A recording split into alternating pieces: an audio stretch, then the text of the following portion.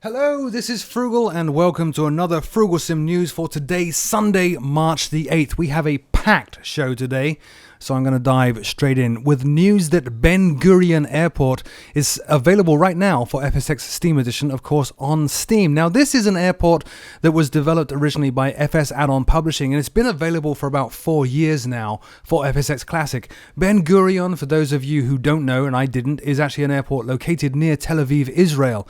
Now, this scenery was developed from the FS9 version for FSX by the same developer, David Rosenfeld. It has photoreal textures, moving jetways, highly detailed building structures, and so on and so on. In fact, everything that you would expect from an add-on airport that you're paying for. Now, the interesting part of this, interesting question I have, is that this add-on was completed while work was going on the real airport some years ago, and changes to the airport were omitted because they wouldn't be live in the real airport for a couple of years. Well, that would be now. I don't know if the Steam version is updated from the original one that was released 4 years ago. If you are interested in picking this up, though, it is $19.99 on Steam, but of course you can get this for FSX Classic as well at your favorite online retailer. Check out the link in the show notes below. Next up, Alabeo's DA-42 Twin Star has been released. Now, this is a relatively new aircraft in the real world. Diamond only certified this aircraft in 2004 and 2005, depending on which part of the world you live in. The real aircraft is made of carbon composite, which makes it quite a high-end, futuristic design. It has a glass cockpit, and it was actually the first diesel-powered aircraft to cross the Atlantic. As recently as 2012, Diamond actually announced that they would be making a fly-by-wire version of this aircraft as well. Alabeo's version, however, is not the fly-by-wire one. It is the older one. It does have a G1000 autopilot that's been used in other Alabeo and Coronado aircraft, and has the standard volumetric prop effects, which are becoming very common now on Alabeo and Coronado aircraft. Has gauge reflections and even has wing flex. The package includes 6 liveries and the usual Alabeo and Coronado assortment of PDFs to get you going. Link is in the show notes below, and it will set you back $34.95 for an installer that runs in both FSX and Prepared. Now, over in the world of X-Plane, many of you will not be familiar with this, but there's an iPad application called Xavion. Xavion was actually developed by Austin Meyer, and he's the guy behind, obviously, X-Plane and Laminar Research, and it was developed with the aim of providing an iPad application that can improve situational awareness. Now, the way it does that is it shows a 3D projection of the terrain outside the aircraft, as well as route and flight following. It even has a hoop system where you basically fly through the hoops to guide real pilots to their destination. Now, this is new because Xavion is now free for X-Plane users. So if you're an X-Plane pilot with an Apple iPad, you can just jump onto the Apple App Store, forego the $19.99 a month fee that normally comes with Xavion. Just download it, hook it up to X-Plane, and get flying with an actual iPad application designed for use in the real world, which is very cool. Staying in the world of X-Plane, Coronado this week announced that their PC-12 is coming to X-Plane. The Pilatus PC-12 is actually a single-engine turboprop designed to carry either a bunch of people, a bunch of cargo, or both in a special combo version. Has a pressurized cabin, giving a service ceiling of 30,000 feet, and a cruise speed of 312 miles per hour with a range of over 1,500 miles. This aircraft has been available for some time in FSX and Prepared, and is obviously now in development for X-Plane. In the FSX and Prepared version, it has a fairly complex avionics stack for navigation and that kind of stuff, but strangely no shots of that in the preview. Hopefully we do have an instrumentation stack as complex as the FSX version when this does finally make its appearance in X-Plane, which shouldn't be too long. Coronado are getting really good at turning around X-Plane conversions of FSX aircraft at a stunning pace. Over in the world of Prepared, Lockheed Martin this week released no less than 2 hotfixes for Prepared 2.5. There's a link in the show notes below to the most recent of them. The hotfixes include a number of really cool changes, like sun glare with HDR is now enabled, incorrectly shadowed 3D waves if you have bathymetry enabled now work, and dull night lights in virtual cockpits and panels have now been fixed. Head on over to Muttley's Hangar in the link in the show notes below, because it's from Muttley's Hangar that I got this news story. More scenery news from Aerosoft. 29 Palms is now available from Aerosoft for FSX and Prepared. Now, 29 Palms is an airport in the Mojave Desert in California. This particular version of it has animated people, has 3D objects exclusively designed for the scenery for this airport. No great shakes there in terms of scenery. I guess the big news item here is it also models 250 square kilometers of high-resolution satellite imagery covering the area around the airport. And get this, over 100,000 individually placed vegetation objects. So these are trees and other such fauna that have been hand placed by the developers. It's that detailed. Obviously, the airport also comes with things like new sound effects and is optimized for high frame rates. More information at the Aerosoft link in the show notes below, but the airport will set you back $15.86.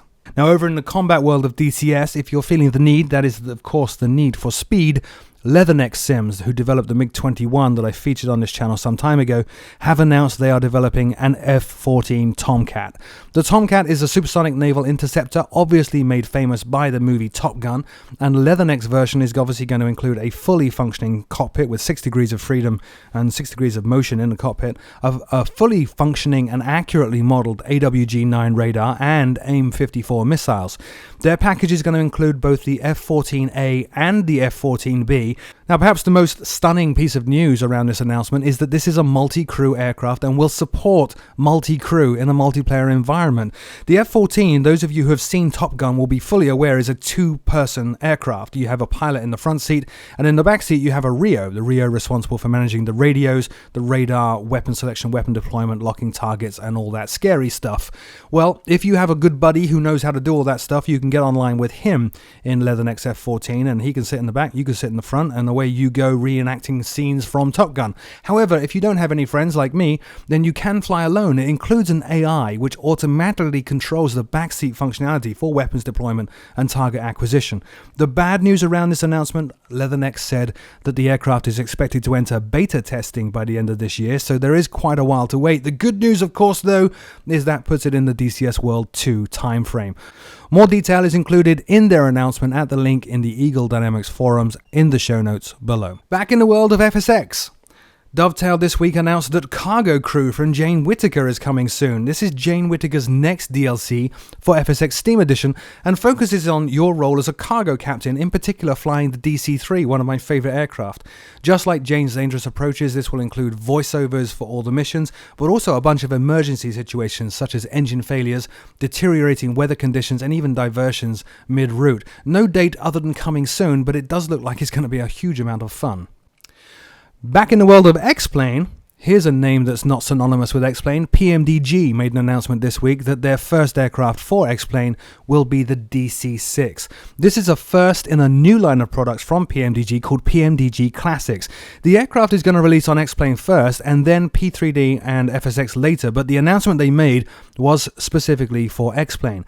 It has typical PMDG levels of excellence in that engines, for example, are correctly modeled for correct operation and failures, which means you need to be all over managing the prop pitch and the mixture and the power settings, or you are going to cause damage, and that is all simulated. They are calling it a living, breathing simulation of the aircraft, which is a phrase not too dissimilar from A2A's claims about Accusim.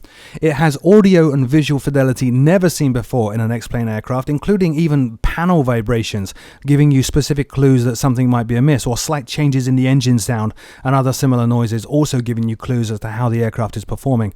As always with PMDG aircraft, it will come with thousands of pages of accurate documentation for the actual aircraft and is currently being developed by working with real DC-6 captains. The version that they're releasing has an upgraded avionics suite modeled after the mid-80s standard for the DC-6, so you are getting a fully working GPS and a radio stack. And interestingly, it has a full set of working circuit breakers. Now, PMDG said that they've wanted to do that before in their FSX aircraft, but have not been able to because of a frame rate hit that is suffered by having so many click spots in the aircraft. That's not the case in X-Plane, so it looks like the DC-6 in X-Plane might have more functionality than the same aircraft from PMDG in FSX and Prepared. Staying with PMDG, their second announcement this week was the release of the 737 NGX for Prepared and Service Pack 1D for FSX Steam Edition. Now, this came with a number of surprises, in particular a P8 Poseidon visual model as a special thank you gift from PMDG to loyal customers. Also includes a working weather radar borrowed from the 777 that relies on Active Sky Next. There are countless changes throughout the aircraft, including reworked fonts in some areas to better match the real aircraft displays. That's the level of detail that PMDG go to. And it also has, in my opinion at least, slightly improved performance, as well as a number of other tricks gleaned from developing the 777.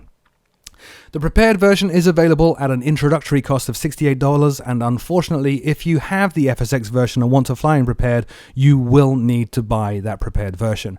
The FSX upgrade, however, is free and works with both Classic FSX and FSX Steam Edition and supports simultaneous installs in both. The release also stressed that if at some point we do see a 64-bit version of prepared, then prepared customers will not be charged for the upgrade.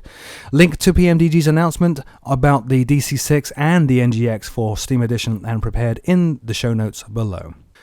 And finally, in this week's Mammoth News show, another Dovetail story. Dovetail have announced that they're going to put out an open beta of their next patch to FSX Steam Edition next week, and they have even published the change list for what's coming in that patch. Not too many changes, but I guess the biggest of them all is the fact that FSX Steam Edition after this patch will now work offline. It was a big annoyance for a lot of people that FSX Steam Edition actually required you to be online connected to Steam all the time for it to run. That's not the case once this patch is applied. Also includes some more add-on compatibility, which is a great thing, and strangely, voice communication in multiplayer now works correctly. This is a feature that I've never actually used. I remember seeing the checkbox there for voice comms in multiplayer FSX, but I've never actually clicked it to see what it does. Another feature they're adding is the Steam Invite to Game feature in multiplayer will work as soon as you apply this patch. More link to Dovetail's change list in the link in the show notes below. So that's it for this week's episode of Frooglesim News. As always, thank you so very much for watching and subscribing and liking. Until next week, my name is Frugal, and I'll see you soon.